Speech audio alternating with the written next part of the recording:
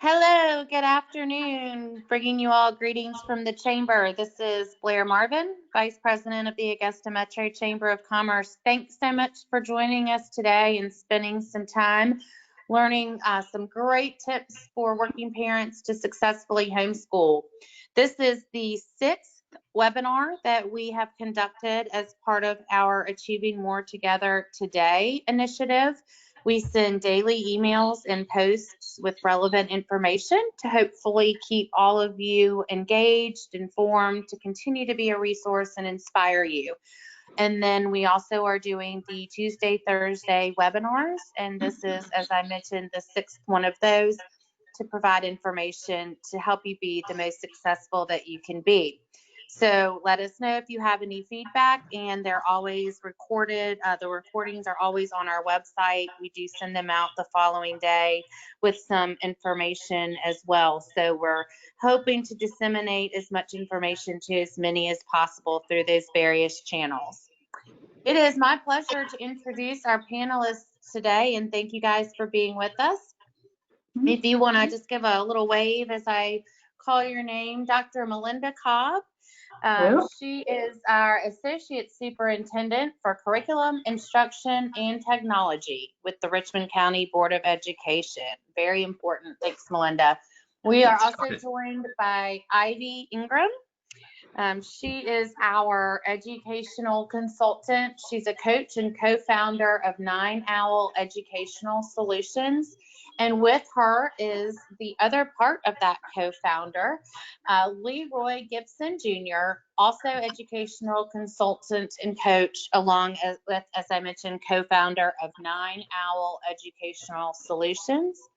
And then we also have Candace Garrett, who we are all tipping our hats to because she does this full time.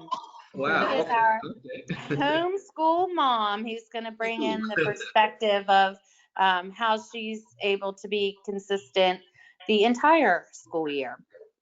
So without further ado, I will turn it over. I think Melinda's going to get us kicked off. If you guys have questions, remember you can submit them through the questions button at the bottom of your screen. We'll send them over throughout the webinar and have a chance for our panelists to answer them at the end. Thanks again. All right, thank you, Blair. Thanks for having us here today to talk about this important topic. As I know, distance learning and learning from home, working from home is new to all of us. So I guess I would also kind of like to begin by telling you a little bit about what we did to get ready for distance learning, some changes that we've had to make, and then some tips that we've all learned. I have a third grader myself, and I can tell you the plan I had on day one is not the plan I have today. So it's all of us. So we began thinking that this would probably be about 10 or 15 days. So our teachers surveyed all of their students to find out who had technology, what their needs were, and then they had Friday, Saturday, Sunday, and Monday to put a plan together to send home with all of their students. The majority of our students did indicate they have access to internet, so the majority of our materials are digital, but we did provide some paper copies as well. We also went ahead and enrolled all of our teachers into an online learning course themselves. It was very short, maybe about an hour, but tips to think through as you are a digital learning teacher, just to kind of get them thinking about what kinds of things they would need to prepare for their students. And then we took a day to plan, and here we are. So as I said earlier, I began with the printed schedule on my refrigerator. Every minute accounted for. I see Candace is laughing at me. After the third day, my third grader and I were like, all right, this doesn't work for me or you. So we started stepping back and said, okay, let's think about some of the factors we didn't think about. Multiple siblings and the parents sharing the same computer. I know my son and I had that. I was like, you can't do your work right now. I have a webinar. So we had to find a little bit of balance. And then also realizing you simply aren't going to account for every minute. So we talked to our teachers and said, hey, some of you who took off full speed, let's pull back a little bit. And we really encourage our folks not to do anything more than 2 to 3 hours of academic work per day. And it doesn't have to be 2 to 3 consistent. We said, let's break it up. Please remember they're still kids. Let them exercise. Let them get outside. Let them move. Let them eat. I mean, I had lunch on the schedule. So, we had to just really kind of back up and regroup. And then also we realized a lot of our students who said they have access, well, they think they can do everything on the phone. But they realized after about the second or third day, really trying to learn and do schoolwork on the phone was not enough. So we had to adjust some of our digital resources as well. Well, when we started to see that this was clearly going to be more than about 15 days, we began to shift yet again. We did not distribute devices to our students. We just simply weren't prepared to do that within about a 2-day turnaround. So we pulled in our instructional technology team, and we just simply had to prioritize. We knew that we could only get a certain number of computers ready in about a week's time. So we made sure that our seniors had laptops, and we made sure that our advanced placement students had laptops because they still had to take their advanced placement test. The College Board did not relax any requirements.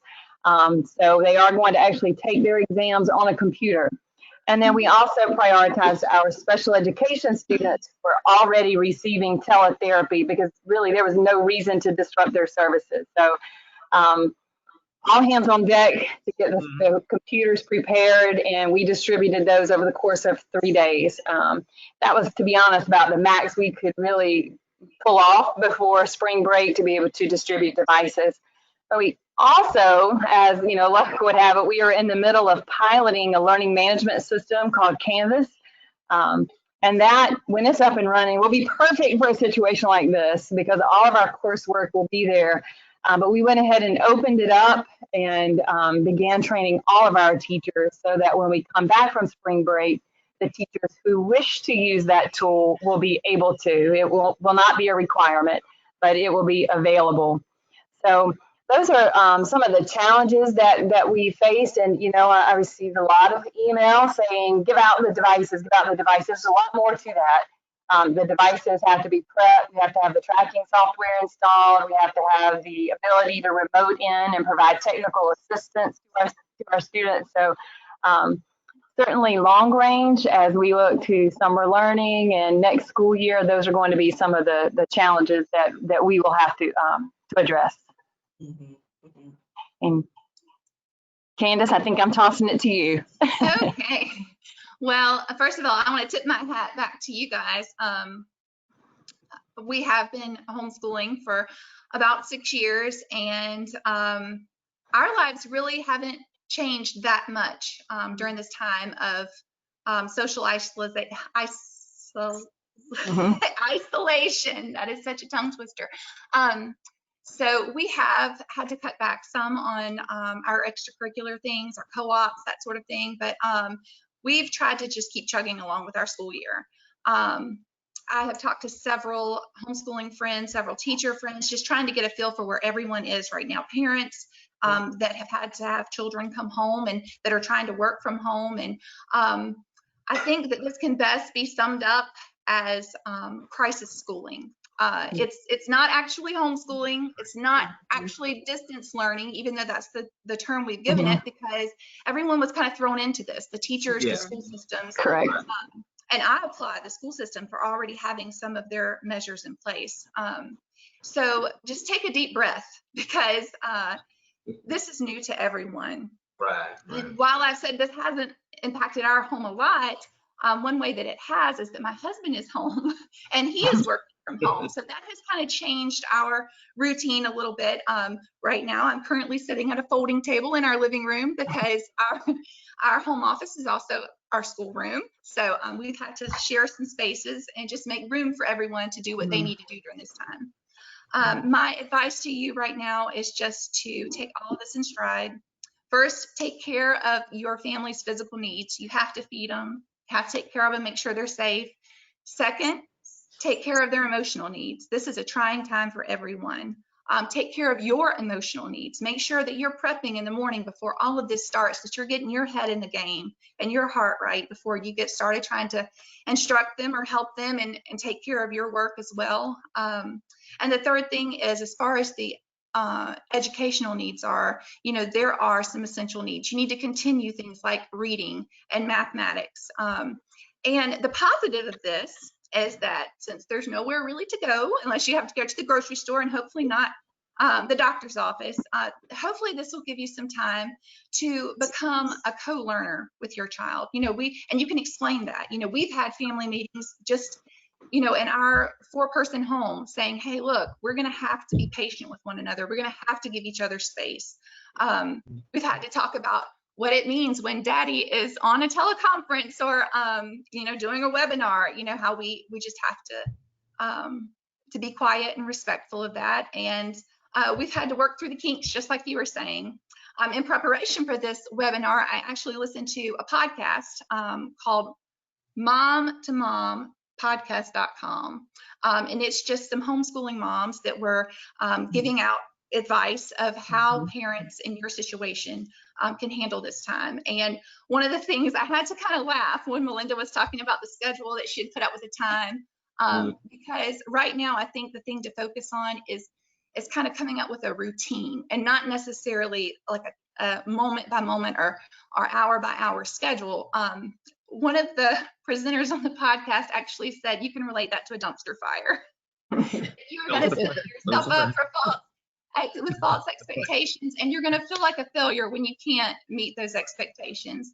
And so I love that you said, Melinda, 2 to 3 hours of academic time, and to allow them to play and be active and just be children. Because that is healing in the time. You know, just when everything seems so uncertain, there is something about play that is soothing to children, and it's healing, and it's good for us as parents to just see them doing those things and even to play some alongside them. So I would advise that also. The next thing is just when you do have opportunity for teachable moments, just grasp onto those. You know, I don't know how open you are with your children about what's going on with the speeches from the president or the governor or local leaders. We are trying to include our children in those things minimally, so they know what's going on, not to the extent of knowing every statistic in detail, but just to see the process, okay, of this bill is trying to be passed. How does that work in government? You know, who is this leader and why are they speaking like this, and how will their decisions impact us here in Huntsville, Georgia? The other thing is, this is a great time to cultivate imagination. That is something that I feel like is a lost art. And, you know, imagination is usually bred from boredom. So, you know, you can get online, you can look up all different kind of resources for crafts and games, online learning, and I have some of those if you want me to share. But really just allowing your children, giving them sidewalk chalk, saying go out and just, if you were going to give the world a message right now, what would it be? So just giving opportunities for imagination, and also, like I said before, having those family meetings either first thing in the morning. We like to eat breakfast together and kind of talk about our day, and then before we go to bed at night, just to kind of put everyone at ease. I know my oldest son, he's 9, and when this all first started, he was not sleeping well at all. He was up worrying, you know, were we going to get coronavirus? Right. You know, were we ever going to get to go to church again? Were we going to see our co-op friends? And so I feel like it's important to talk through those situations. So I guess my biggest tips of advice would be to develop a routine, to give each other space, to have open conversations, just to keep the conversation going, because a lot of times children won't tell you that they're stressed out about something, particularly if they're a younger child. You know, if they're 7 or younger, it's going to manifest itself in different ways. And so just trying to continue those conversations with your children. And the biggest thing is just to give everyone grace. So that's my 2 cents. Okay, so now I just want to share a little bit about my experiences. One, I am an entrepreneur, but I'm also a mom. And so that's somewhat of a different spin in terms of what the 2 first panelists kind of talked about. And so just trying to juggle that. And so for me, you know, my first priority was to my child and making sure that he was healthy and that he stayed safe. But I also have another child, and that's my business. And so just trying to balance that too, and both are really essential, and both are priorities to me. And so it's been important that, one, I just embrace the change, right? Just knowing that this is an opportunity for me to do something different. I cannot control or change what is happening, and I had to embrace that. I am very much a schedule person. I'm very much a routine person. And so you can only imagine this totally rocked my world, right? As it has for all of us. It turns your world completely upside down. I was used to doing certain things at a certain time, getting up at a certain time, things of that nature, and I didn't know what to do. And so I just want to piggyback on what Candace mentioned about routine. I had to shift from the schedule, right? I had a tight schedule as well. I had to shift from that space to more of a routine. It gave me sanity, gave me peace, and children need routine, right? They Mhm. need that discipline, they need that structure, and that was what was important to me. And what was important, essentially, I had to decide what was most important, right? And play became one of those things, right? And so just make sure I get some of that academic educational time in, but also it gave me an opportunity to actually spend more time with my child that I didn't realize I was missing out on. So that's one of the nice nuggets Mhm. that has, kind of flourished out of this time is family time. So just capture and take advantage of that as well. I want to talk about also how to stay on task. I've talked to several parents and keeping their children, not all, for some children, this works. They have self-discipline and they're able to knock out, a task list or a checklist. But for some, this atmosphere doesn't quite work for them. So a lot of parents have struggled to keep their child on task and managing their time. So a couple of tips here is to work on one project at a time, do one thing at a time, to not be here, there, and everywhere. Just have a checklist. We're going to do math, we're going to do ELA, etc., and kind of work through it one chunk at a time. Also take small breaks. So giving your child and yourself an opportunity to take breaks. Candace, I know you probably can speak to that, right? Yes. As you do this all the time, and you know how essential that is. And just to give your brain a break, give an opportunity just to relax, take a deep breath, and then tackle it again. That helps them again just to take, one thing at a time and to stay on task. Also, again, just creating a list for them. This is what we have to accomplish today and going over it with them. Both of you mentioned already just having those conversations. Let's talk about what this is going to look like. We both have to manage here. I've got to work from home and you've got to do school from home. So let's talk about how our day is going to look. Let's talk about how our week is going to look and how we're going to accomplish all of this. The last tidbit I want to add is reward. Some type of, you probably didn't find it as important during a traditional school day, but now it's even more important to give them something to look forward to. If, we've got to focus, we've got to do this first. Candace, you talk about doing that same routine in the morning, getting up your normal time, keeping that routine and saying, okay, and after we do all these things, then we're going to go outside and play, right? Or we're going to play a board game or just something that they can look forward to. And it kind of dangles that little carrot in front of them and keeps them on task and it keeps them excited and it keeps them motivated. So those are my little tidbits from now. If you have any additional questions in regards to balancing, entrepreneurship and being a parent or keeping your child on task, certainly feel free to ask those as we move forward with our presentation. Thank you. All right, cool. I guess it's on me. Well, for me, being a social person, I'm definitely the type of person that loves to shake hands. I thrive in social settings and social groups, especially when it comes down to the kids. So when they were like, the school is closed, so what are we going to do? So I kid you not, I just wanted to be frank with everyone, well, make you all laugh as well. My co-worker as well as our other partners were like, okay, you can't fold up or you can't just shut down because you're a social person. So I say that to say this: we do have a lot of students. Some thrive online. Some of them actually have found a new virtual world to this. Oh, I love this. I mean, some of them, and I'm sure after this, the world is going to change. Some students may say, hey, I just want to be a homeschooled student for the rest of my life, but then, but then you have other students, just like me. That's why I reference myself first, that some of them, okay, they are struggling. So what we decided to do with 9 Hour, since we do have a mentorship program already built into what we do, we've decided to rebrand ourselves and become a digital virtual mentor. So the same way how I was struggling trying to find my bearings, trying to find, okay, I can't shake your hand, but now shaking hands virtually. So on yesterday, we actually held our very first Zoom meeting with, in the program, we have about 20 guys. So we had I'll say about 10 that was able to log on yesterday. And, we began, to be honest with you all, when I saw them, they saw me, they heard me, I heard them, there was a digital connection.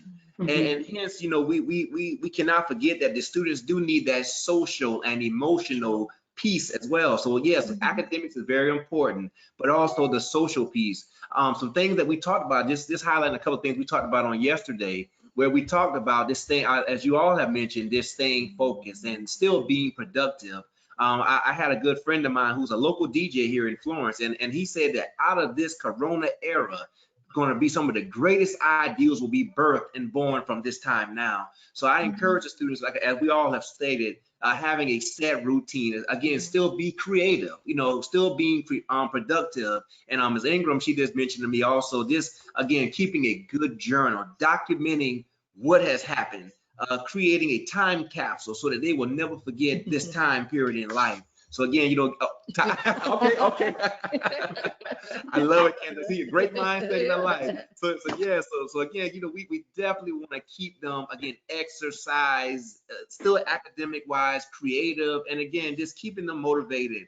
So again, and by the students, and again, holistically being taken to the next level, that they still will thrive even in the midst of chaos. So just a couple of tips from on our side for us mentorship and the digital mentorship. And I concur with everything that all of our colleagues have said here. I think if you find yourself stressed in your home learning environment, stop. Just stop, pause, and do what works best for you. I want you to hear that, like from the school system. Do what works best for you and do what works best for your student. Yes. Time is definitely a variable in this new model. So if it doesn't work today, regroup tomorrow. Saturday, my son and I even finished a social studies project on a Saturday because that's just how the week felt, and that's okay. Give yourselves permission that it does not have to be perfect. That little schedule on the refrigerator, get rid of it, like Candace said. Just get rid of it, and just do what really works best. And a lot of parents have asked us a little bit about grades, so I wanted to just at least touch on that. So whenever we got ready to go home for the distance learning and for the school closures, we were about 3 weeks away from spring break. And the way that the curriculum for the Richmond County school system, the way that it works is we have all of our priority standards covered by spring break anyway, so that when we come back, we can spend a week or two in review. And then we have all those things that make school fun, honors day, field trips, all those great activities. And we begin previewing the activities for next year. So, so your students have had the opportunity really to access the full curriculum. So I know we had a little bit of new learning before spring break, but when we come back from spring break, we're going to be releasing some guidance that really, I'm just kind of telling you here first, but we're going to ask our teachers no more new learning. Let's just give the students opportunity to redo, resubmit some of those tutoring great opportunities, because no student's grade will be negatively impacted by anything that's gone on. The state of Georgia has been very clear. These are circumstances beyond their control, and no two homes are the same. So all of the work that we've done while we're on distance learning will only be considered to enhance whatever grade your child had before we went home.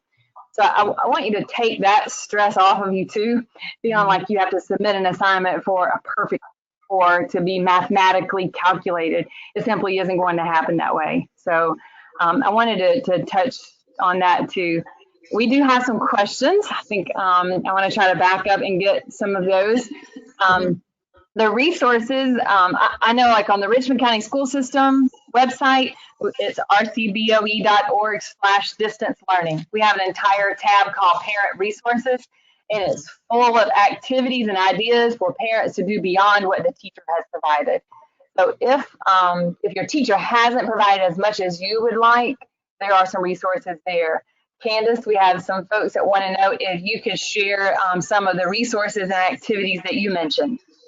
Okay, well, I have some that are my favorites that we use a lot at home. Of course, we use YouTube. YouTube is great for watching documentaries. It's great for simple art lessons, music videos that go along with what you're trying to teach. So it is definitely one of my favorite go-tos.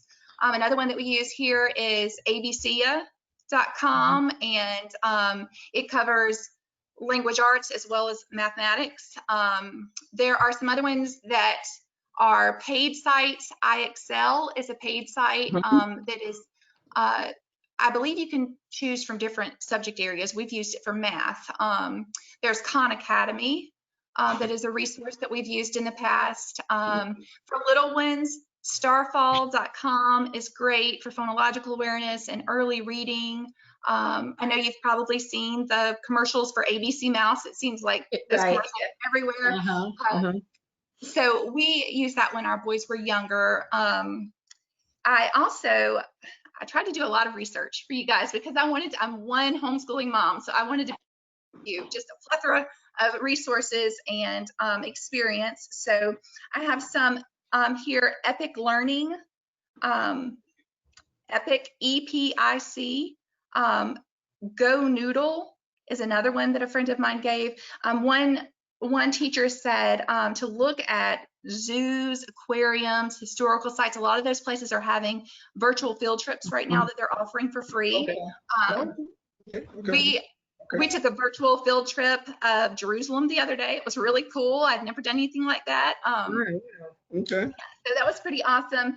Another thing, this is a great time to do all of those science experiments that you always wanted to do, but you never had the time to do. Steve Spangler Science is a great resource for STEM learning. Also, there is for younger ones, there is a site called Play-Doh and Plato. I get a lot of STEM ideas from there. And also, you may just want to Google. Right now, there are tons of people, graphic artists, that are putting things out there. I showed this resource earlier. This was from a news story that I found. I'm trying to hold it. Technology is not my strong suit. But this is just a great little resource. It's a time capsule that your children can journal in. It has interviews with parents. It's great. To me, this is a great resource for families to try to just say, you know, we are in this together. Let's build memories together. So that's a good one. And I just Googled it. I Googled COVID time capsule activity, and it was one of the first ones that came up.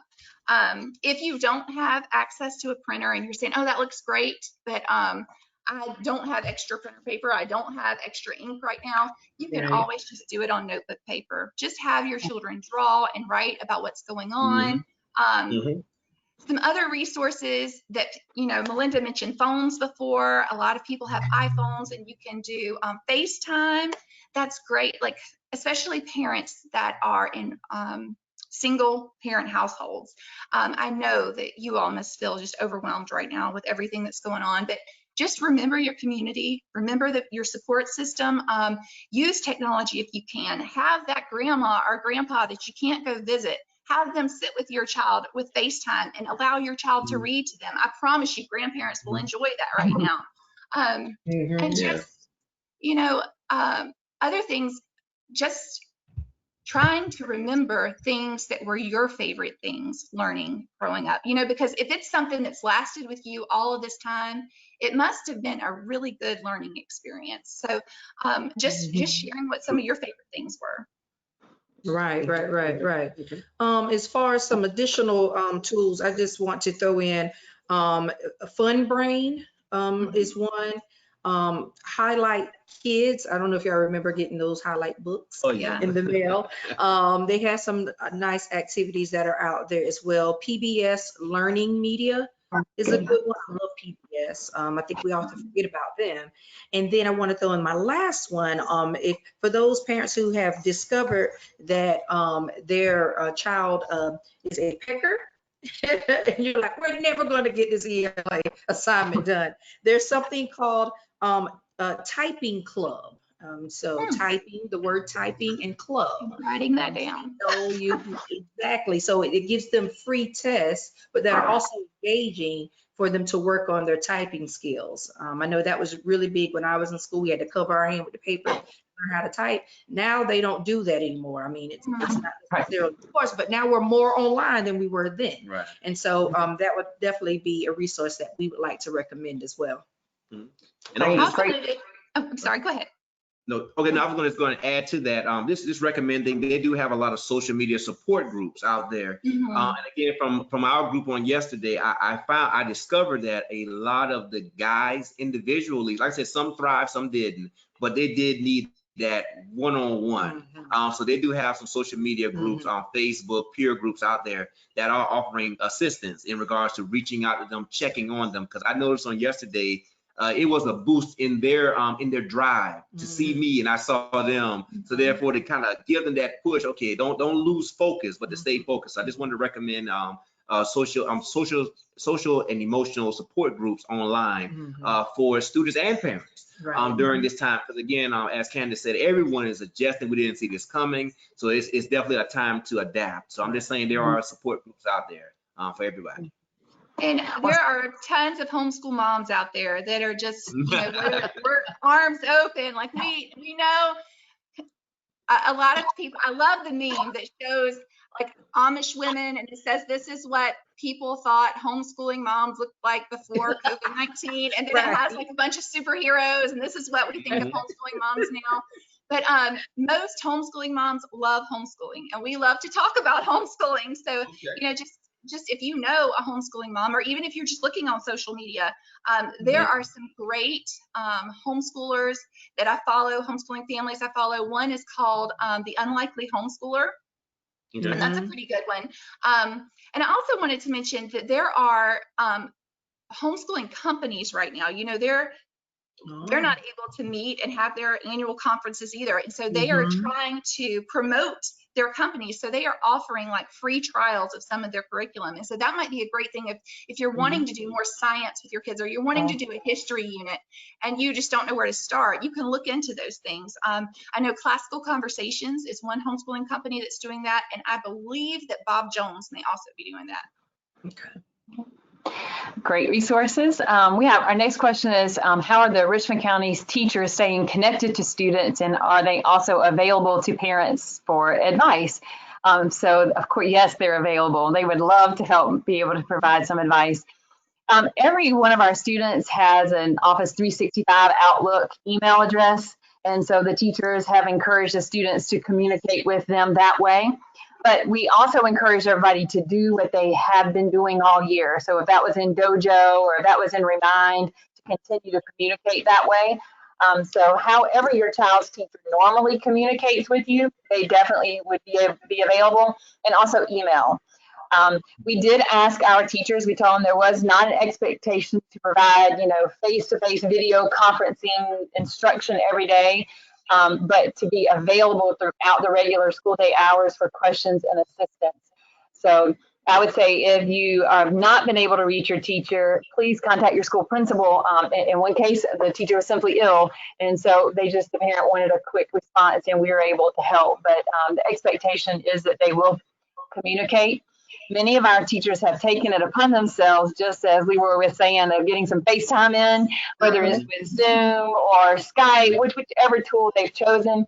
Many of our teachers have reported that the kids mostly kind of got online and giggled. I see you, check out each other's houses, some of those fun things. But it's very important to socially just to see others and to be seen. So there is definitely a lot of value in that. The next question was, how would you handle parents who are essential workers and unable to work from home but maintain the educational process? I know Candace mentioned, but don't forget about your many community partners out there. Right. You are not in it alone. It feels like you're in it alone because you're out there and you're working. But there's a lot of different resources that we have for our students. We've got our partners here. I'm gonna let you speak for yourselves.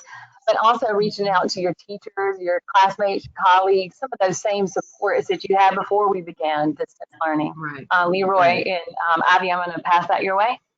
Okay, Yeah, sure, okay, sure. sounds Go good, ahead. sounds good. So yes, being an essential worker during this time, absolutely. We get it. We totally get it. And what's been helpful is, again, we can't emphasize enough, community, partnering together. This has been a time where I've really had to lean, and I'm a pretty independent, focused individual, but this has totally rocked that.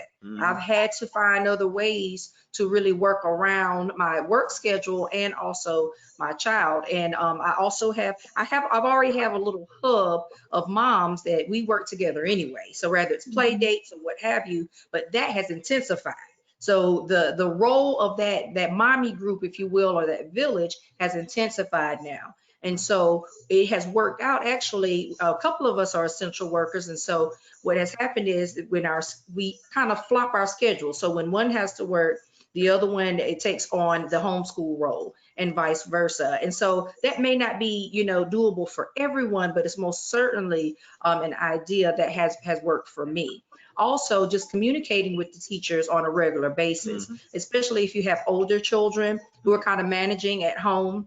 Make sure that the teachers know, please notify me, let me know on a daily basis what wasn't done, or on a weekly basis what wasn't done, because when they get home, they do their same normal routine and go into homework mode and go off the checking, to see what has been done. So communicating with the teachers is even more essential now for parents who are still having to work. So again, just that balance of just getting a hub, finding that community. Not everyone has family where they live, but finding some type of resource and community to really work together and create more of a cohesive partnership to balance it all. It's tough. Yeah. It really is. Especially when you have younger children, you don't necessarily want to leave them with just anyone. And some parents have resulted in sending their younger children back to daycare. And that's a tough decision as well.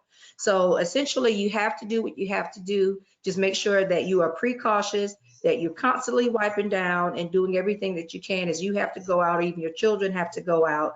But again, just utilizing your resources. Everybody's got at least one good friend, and this is a time where they're really going to amp up on, being someone that you can lean on. And so that's my best advice. It's been tough. I don't have all the answers, but I just know that that's what has worked for me, is my little mommy circle.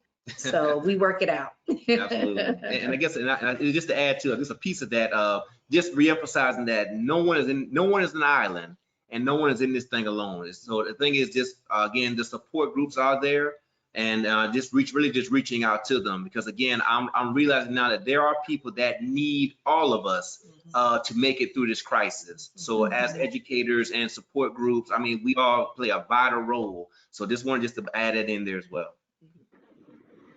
Candace, did you want to comment? Well, I just wanted to say this is a great opportunity for the church to be the church. And, you were mentioning having that one good friend, and kind of coming from the opposite perspective, not being the parent that is having to go into an essential job, but being there for the parent that is an essential worker. So just not, I guess, everyone, remembering to be a good neighbor, and to think of, we can all get so, fixated on keeping our own homes safe and keeping our schedules going, but we need to really think about the people that are around us as well. Absolutely. Yeah, right. I concur. Okay. And I would say, just also, I'm going back to it, but know that we've really covered a lot of the critical content. So if you're not there to be able to go through the schedule or do the exact lessons your teachers provided, reach out to your teacher and let them know that. Just communicate, as my colleague said, let them know what's going on. Let them know that you're not able to, to do what you think that they're asking you to do, because in many cases, one of the best things you can do, it sounds simple, but read, right?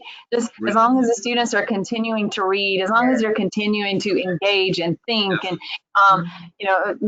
my son was helping my husband rebuild the lawnmower. That's a critical skill. Don't downplay that. Those life skills are also just as important as any of the academic work that your teachers are providing. Yes. Right. Absolutely. Mm-hmm. Well, Blair, I think that was the last of our Q&A. Were there any others? If we don't have any other questions, we will conclude our time and thank you all again for your time and presenting to us today. As I mentioned at the beginning of the call, the recorded webinar will be sent to all of those that registered for today's webinar, as well as via email tomorrow with a highlight of various tips provided and information from today. And then the webinar will also be posted on our website for future viewing. We hope that you will make plans to join us on next Tuesday at 3, as well as keep up with our daily communications and posts. And as always, let us know what you need from us and how we can be there for you more. But in the meantime, we will all keep achieving more together today. Thank you. Thank you. All right, y'all.